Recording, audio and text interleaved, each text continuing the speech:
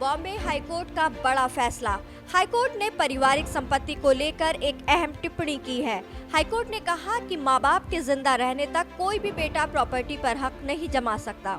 दरअसल एक बेटे ने हाईकोर्ट में अर्जी दी थी कि उनकी मां को 2 फ्लैट बेचने से रोका जाए।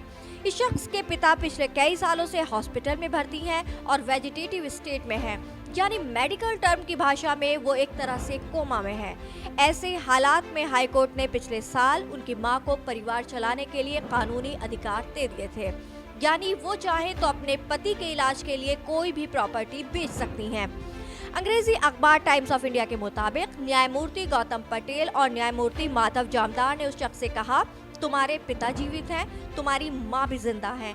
ऐसे में आपको अपने पिता की संपत्ति में कोई दिलचस्पी नहीं होनी चाहिए। वो संपत्ति को बेच सकते हैं, उन्हें आपकी अनुमति की आवश्यकता नहीं है।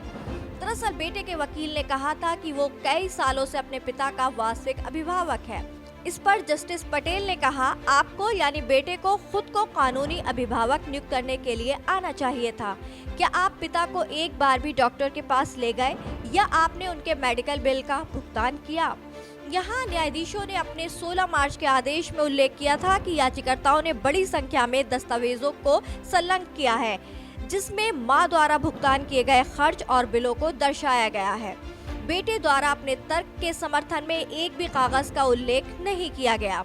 हाईकोर्ट ने कहा कि किसी भी समुदाय या धर्म के लिए उत्तराधिकार कानून की किसी भी अवधारणा में बेटे को इन फ्लैटों में से किसी में भी कोई अधिकार नहीं हो सकता है।